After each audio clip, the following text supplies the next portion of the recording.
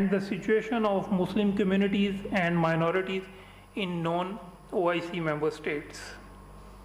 During the visit, the Foreign Minister will highlight aggravating human rights and humanitarian situation in Indian illegally occupied Jammu and Kashmir, rising incidents of Islamophobia and hate speech against Muslims, and emphasize the need for unity of the Islamic world to combat the scourge of Islamophobia and promote interfaith harmony. On the sidelines, the Foreign Minister will also hold bilateral meetings with his counterparts from various OIC member states.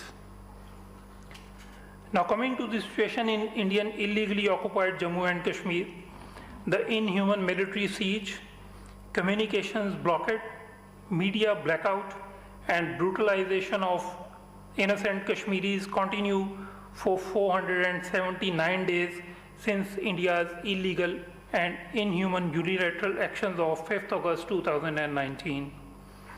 In the month of November alone, Indian occupation forces have martyred 14 Kashmiris in staged encounters under the garb of so-called cordon and search operations.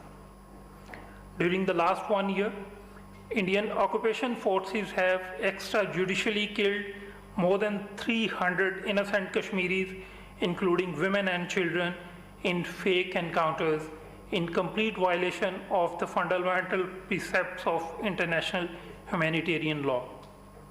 Pakistan calls for immediate and transparent judicial inquiry under international scrutiny into the extrajudicial killings of innocent Kashmiris.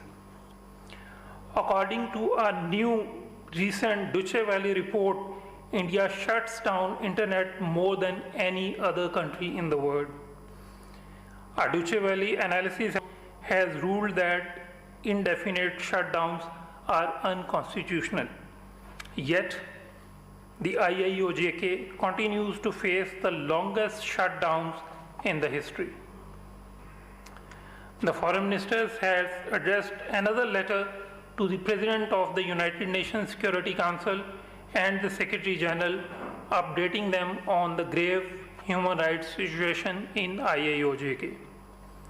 The letter by the Foreign Minister is part of Pakistan's consistent efforts to keep the UN Security Council and the Secretary General informed of the serious situation in IIOJK, and also to demand resolution of the Jammu and Kashmir dispute in accordance with the United Nations Security Council resolutions and the wishes of the Kashmiri people. International community, including the leading experts and human rights activists, continue to raise the voice against genocidal violence and egregious human rights violations in IIOJK. Dr. Gregory Stanton, the founder president of Genocide Watch, has recently stated that preparations for genocide is definitely underway in India.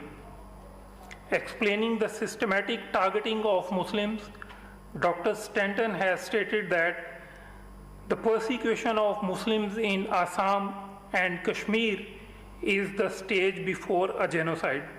The next stage is extermination. That's what we call a genocide. The situation of minorities, particularly the Muslims in India, is indeed a matter of deep concern. Pakistan strongly condemns the heart-rending incident of a Muslim girl burned alive in Bihar, India by right-wing Hindus. The horrific incident underscores the intensifying marginalization of minorities in India, especially Muslims, as a result of the extremist Hindutva ideology of the present RSS-inspired Indian government.